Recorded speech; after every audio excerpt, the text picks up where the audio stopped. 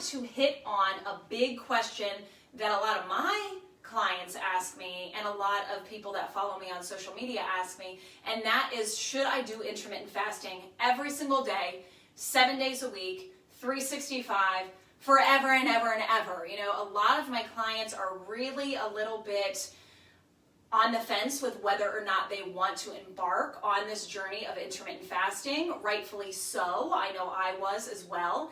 And so they're finding that they do it. They love it. They love the way they feel. They love how easy it is. And when I do get to that point in their journey and I tell them, okay, we're going to back off a little bit, you're not going to do it every day now, they don't want to not do it every day. And so I'm trying to explain to them why they shouldn't do it every single day, forever and ever and ever. And so that's why I'm doing this video right here in the comments in Facebook, and I'm going to air it other places as well. So first and foremost, I want to bring light to the fact that intermittent fasting is not all about starving yourself. It's not all about calorie deprivation. And there are so many different methods to doing intermittent fasting, and I want to show you the 4 different method options before we dive into whether or not you should do it every day, you shouldn't do it every day, and an explanation about that. So there is a 5-2 method, and that means that 2 days a week you are only consuming 500 calories a day. Now, that is not a method that I personally care for. I don't have my clients do this method.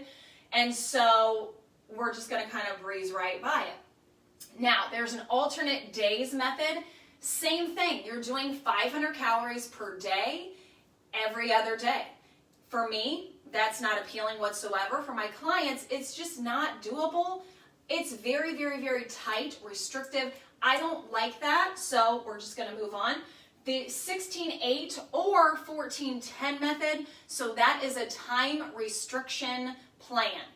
I love this plan for myself. I love this plan for my clients because it allows flexibility. It's not super strict. It's not impossible to achieve, and it's maintainable a little bit more so than the calorie restrictive. And and you're not sitting there with calculators, of course, because you know how I feel about macro counting, and I hate to bring this up again, but calorie restriction, calorie counting, macro counting, it's so obsessive about the numbers and the calculating and measuring and weighing and all the things.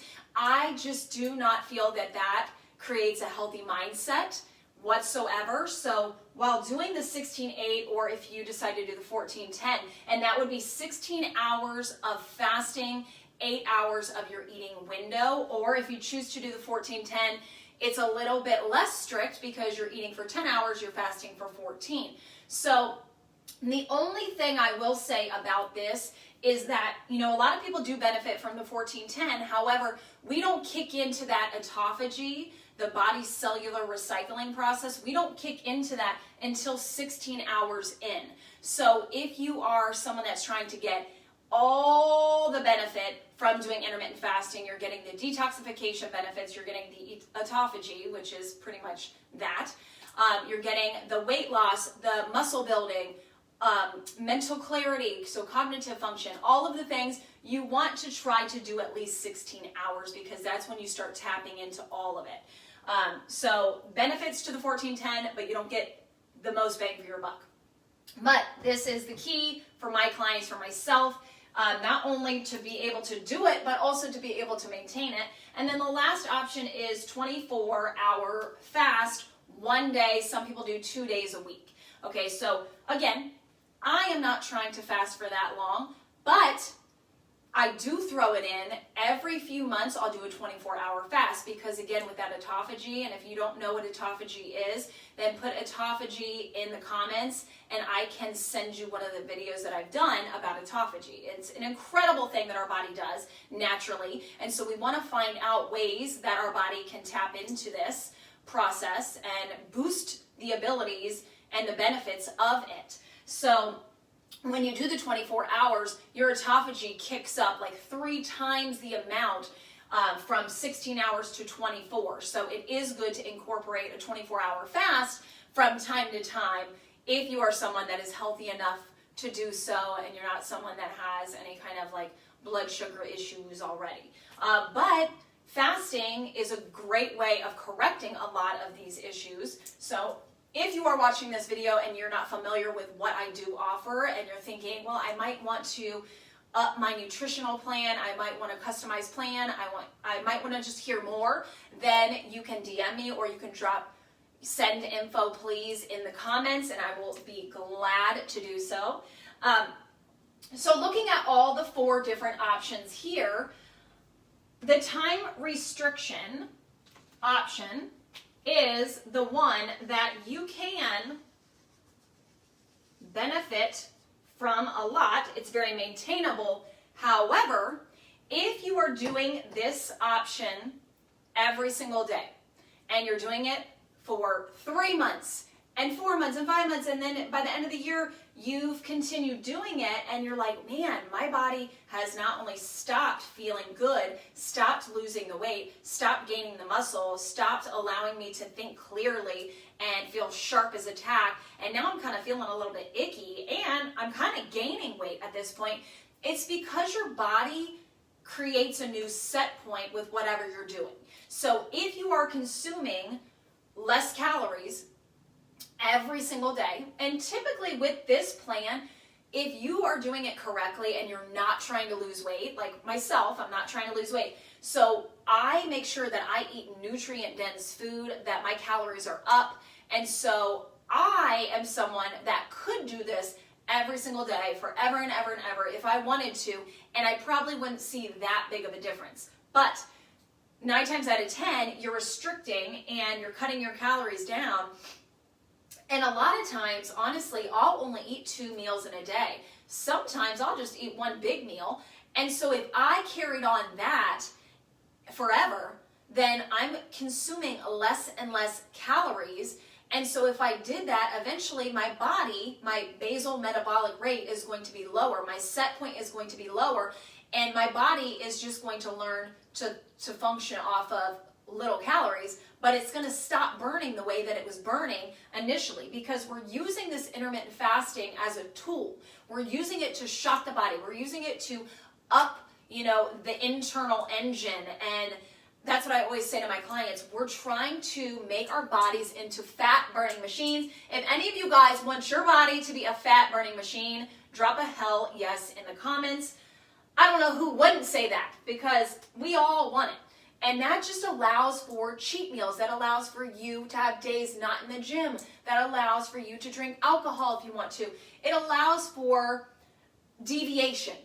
And life it should be about deviation from time to time. It shouldn't be so tight and rigid and unhappy. You should be able to go out and enjoy your meal with your husband on your anniversary. You should be able to go out and have ice cream or cake for your daughter's birthday. So anyhow, we don't want our body to get so used to it. So yeah, to develop a tolerance here, we don't want to have our body get to that new set point to where we're screwed. We've screwed up our metabolism, and we really need to do a flipped dieting at this point. So it's called reverse dieting. When you see these fitness athletes that have cut and their calories are lower and lower and lower, yeah, they're looking great for competition, but at that point, they get to that lowered set point and they need to recalibrate. They need to reset. So they do a reverse dieting. And if you are watching this right now and you're like, man, this sounds exactly like me, I have achieved the body that I want, and now everything's went to hell, it's probably because you've been consuming less and less and less. Your body has just set itself lower, and now even when you go lower than that, you're either miserable or your body's not able to function, and you're going to destroy everything going on in your system. So you need to reverse it. And if any of you want me to do a reverse dieting video, then please drop it in the comments. But it is very important that we recalibrate, we reset, and get everything back in check, because we want to use this to our benefit. We want to use this to shock the body. It's just like exercise. You can't get caught up in the same exact song and dance routine every single day, day in and day out, because your body's going to get used to it. It's like, oh, I know it's coming. She's going to do 45 minutes on the treadmill, then she's going to do bicep curls for a couple sets, and she's going to do shoulder presses. Your body's not going to care anymore. It's just going to be like, all right, let's go through the motions and be done with it. So it's the same thing with whatever you're doing for your nutrition. You've got to switch it up.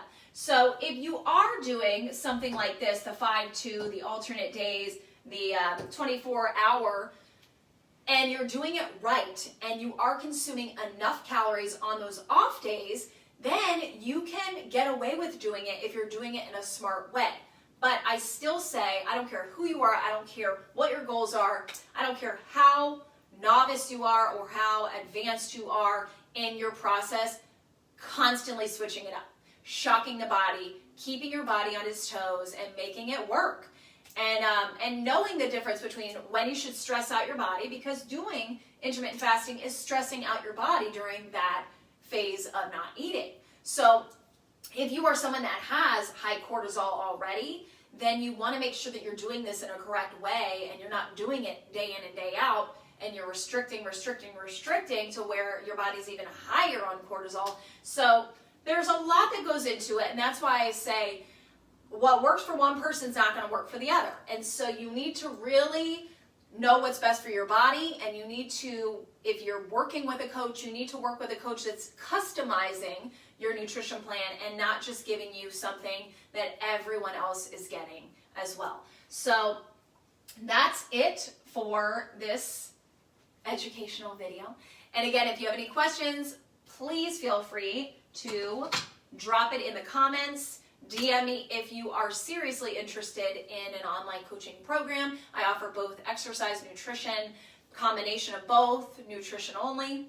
And I only have a few spots left if you want to get started in, April? Okay, so let me know. Have a great day. Share the video if you find this very helpful. Please drop value in the comments. And thank you again for watching. Have a great week.